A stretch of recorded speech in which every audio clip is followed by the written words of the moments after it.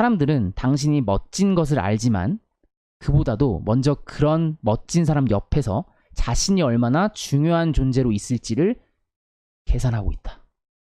이거 되게 멋있는 말인 것 같아요. 다시 들려드릴게요. 사람들은 당신이 멋진 것은 안 돼요. 당신이 멋진 걸, 그래, 레릿, 너 멋있어, 너 멋있어, 이렇게 말하는데, 그보다도, 그 멋진 사람보다, 그 멋진 사람 옆에서 내가 얼마나 중요한 존재로 있을지를 계산하고 있다. 자, 이게 무슨 말이냐면, 약간 그 연애 관계에 있어서, 예를 들어 예를 들면, 제가 굉장히 잘생기고 막 킹카예요, 만약에. 예를 들면. 근데, 그런 킹카를 여자분들은 되게 좋아하겠지만, 한편으로는, 그렇게 멋있는 사람 옆에서 내가 너무 초라해지진 않을까? 그렇게 생각을 할 수 있다는 거죠. 그래서 이렇게 나와요. 당신이 그의 앞에서 온갖 화려한 빛을 바란다면 그 사람은 아마도 자신의 존재는 그 영광에 가려 회색되리라고 생각할 것이다. 그러니까 그 사람이 너무 멋지면 오히려 내 가치가 떨어지지 않을까라고 생각을 한다는 거예요. 많은 사람들이. 그렇기 때문에 자신에 대해 생각하기를 멈추고 상대방에게 초점을 맞추라. 그가 당신 옆에서 중요성을 느낄 기회를 주라. 네.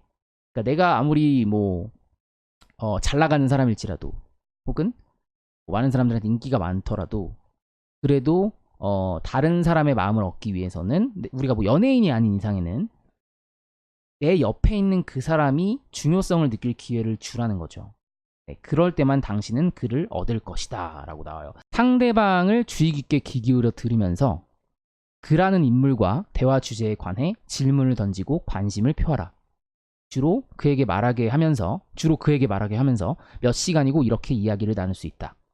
대화가 끝날 때쯤이면 상대방은 자신이 아주 매력있는 대단히 특별한 사람을 만났다는 것을 완전히 확신하게 될 것이다. 좋습니다. 되게 좋아요. 네. 뭔가 상대방과 이야기를 나눌 때 그 사람한테 매력적으로 보이고 싶어가지고 막 화려한 언변을 토하고 재밌는 이야기하고 재치 있는 얘기하고 그런 노력을 기울이는 게 아니라 내가 자연스럽게 그 사람한테 매력적인 대화 상대라는 것을 그가 실감할 수 있는 기회를 주는 거죠. 네. 어떻게 기회를 주죠? 그 사람의 말을 들어주는 거. 그 사람에게 관심을 표하고 그 사람이 원하는 주제에 대해서 이야기하고 들어주는 거.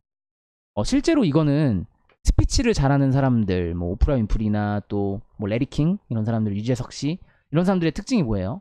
잘 들어주거든요. 그 사람의 말을 잘 들어주기 때문에 최고의 MC라는 소리를 듣고 말을 잘한다는 소리를 듣죠. 저 이거 책도 있는데 자, 대화의 신이라는 그 레리킹, 네, 미국의 정말 유명한 MC죠. 이분도 그걸 되게 강조해요. 당신이 말을 잘하고 싶다면 상대방의 말을 들어주라고. 네.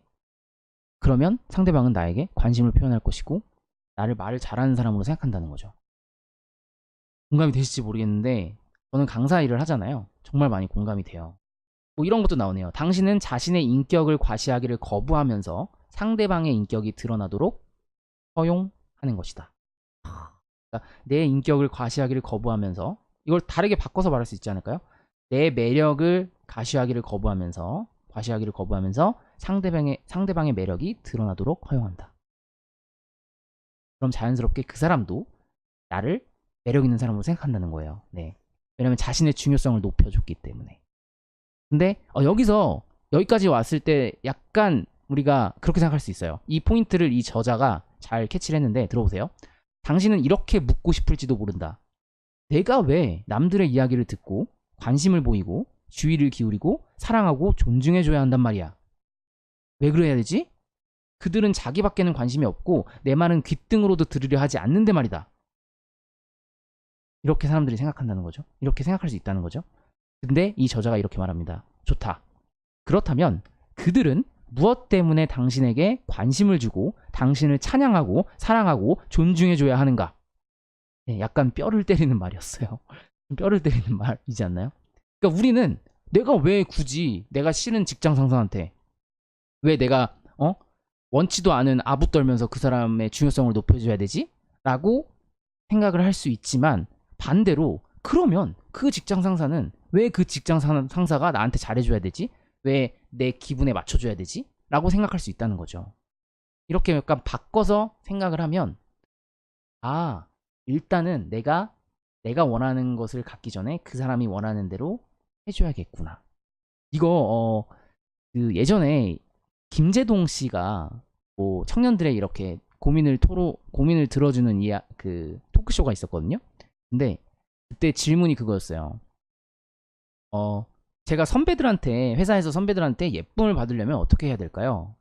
그랬더니 김진동 씨가 딱 한마디로 정리하시더라고요. 당신이 만약 선배라면 어떤 후배가 좋을 것 같나요?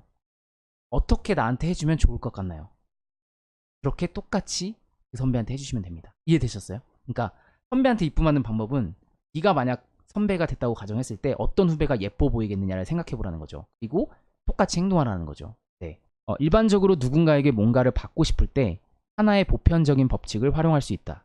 그 법칙은 받으려는 당신의 내부 의도를 물리치고 욕망을 물리치고 받으려는 욕망을 물리치고 그것을 주려는 의도로 바꾸는 것이다. 이것은 아주 쉽게 할 수 있는 일이다. 이해되시나요? 우리 give and take라는 말이 있죠. take and give라고 하지 않잖아요. give and take라고 하죠. 일단 주면 그 다음에는 받게 되는 거죠. 그죠? 그래서 받으려고 하지 말고 일단 주는 겁니다. 어떤 사람이 당신을 인정하고 존중해 주기를 바라는가? 존중심을 요구하지 말라. 당신 자신이 그를 존중하라. 당신이 그를 중요하게 여기는 것을 그가 느끼게 하라. 상대방 문제에 진지하게 관심을 기울이고 돌보라. 사람들의 호감을 사고 싶은가?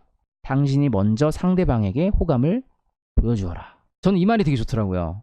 사람들에게 호감을 사고 싶은가? 그러면 당신이 먼저 상대방에게 호감을 보여주어라. 이거는 뭐 사랑에 관련된 내용뿐만 아니라 정말로 어떤 모든 분야에 대해서도 적용할 수 있는 부분인 것 같아요. 네.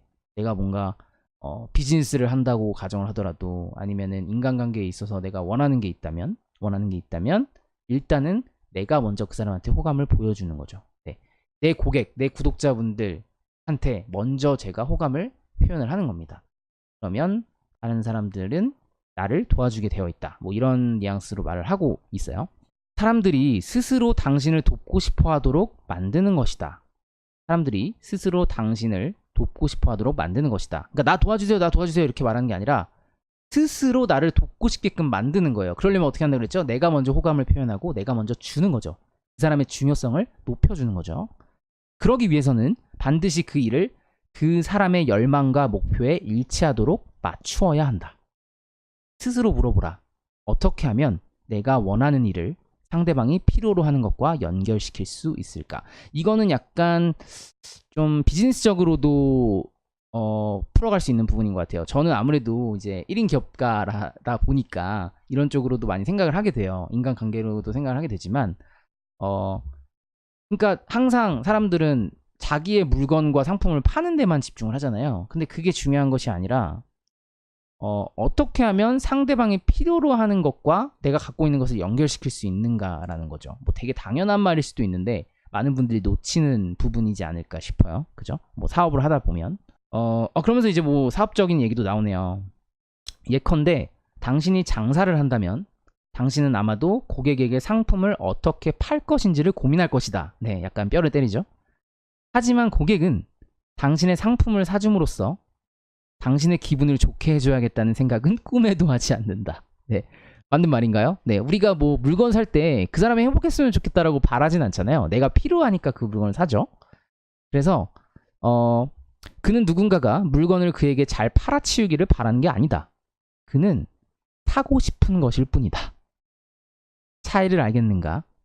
모두가 나에게 뭔가를 떠맡기려고 기회를 노리고 있다. 그러나 나는 그것을 원치 않는다. 나는 내가 스스로 원하는 것을 고르고 싶은 것이다. 이게 이제 소비자의 입장으로 바라볼 수가 있겠죠.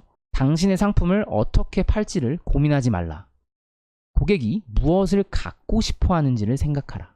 네, 굉장히 기본적인 내용이지만 중요한 내용입니다. 그죠? 그가 원하는 것이 어떤 상품인지를 반드시 알아내야 할 필요도 없다.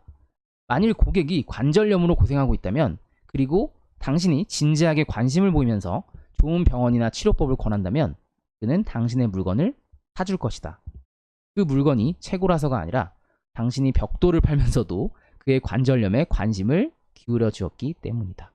이거는 조금 억지스럽긴 한데 조금 과장을 했는데 벽돌을 팔면서도 그의 관절염에 관심을 기울였기 때문에. 그러니까 이렇게 사람들의 심리가 그렇다라는 거예요. 관심을 기울여 주는 것만으로도 그 사람은 거기에 감사함을 느끼면서 관심을 보여준 사람한테 호감을 갖게 된다는 거죠. 모든 우리 삶의 모든 부분에 적용할 수 있는 부분인 것 같습니다. 제가 이거 보면서 떠오르는 말이 있는데 이런 말이 있어요. 약이 아니라 질병을 팔아라. 약을 팔지 말고 질병을 팔아라. 무슨 말일까요? 그 사람이 그 사람한테 이게 좋고 이게 효능이 좋아요. 이거 좋습니다. 짱입니다. 라고 말하는 게 아니라 당신이 이게 힘드시죠? 이게 아프시죠? 라는 그 질병에 집중을 하는 거예요. 문제에 집중을 하면서 저도 힘든 거 압니다. 근데 저도 겪어봤기 때문에 저는 그 문제를 해결해 줄 수 있는 해결책이 있습니다. 먼저 그 사람한테 관심을 기울인 다음에 그 다음에 내가 원하는 걸 말하는 거죠. 또 어떤 내용을 말씀드리면 좋을까요? 마지막으로 이런 내용이 나옵니다. 당신이 누군가로부터 뭔가 원하는 것을 얻어내야 할 때, 혹은 어떤 일을 하게끔 만들어야 할 때는 반드시 당신의 의도 혹은 욕망을 옆으로 제쳐놓으라. 그리고 스스로 이렇게 물어보라. 이 사람의 내부 의도는 어디에 맞춰져 있을까? 공감되시나요? 약간 의도라는 표현이 좀 애매한데, 그러니까 좀 쉽게 말하면 그런 거죠. 그 사람이 정말 원하는 것에 우리가 집중해서 관심을 기울이고 많이 들어주고, 제가 아까 말씀드렸던 그에게 중요성을 높여주면, 그의 중요성을 높여주면 자연스럽게 그 사람은 나에게 관심을 가질 것이고, 그게 사랑이 된다면 나라는 사람에 대해서 관심을 가질 것이고, 상품이 된다면 나의 상품에 대해서 관심을 갖게 될 것이고, 회사 생활이라면 나라는 어떤 후배, 나라는 사람, 동료에 관심을 갖게 된다는 겁니다. 그래서 사실은 단순한 내용이잖아요. 그래, 내가 대우를 받고 싶으면 그 사람을 먼저 대우해줘라. 이런 단순한 말일지 모르겠지만 저는 그렇게 생각해요.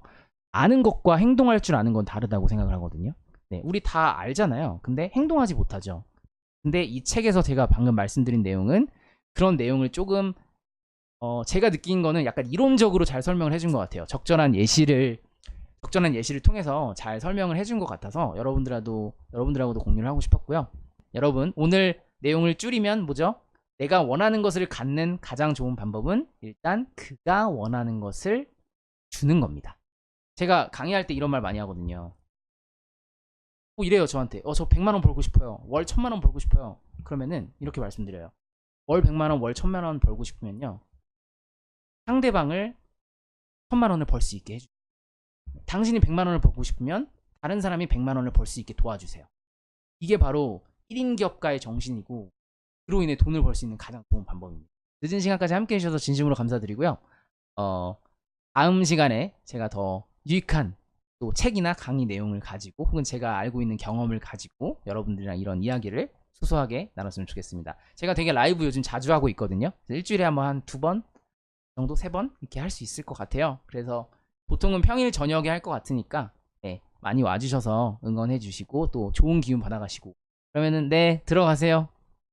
잘 자요. 안녕.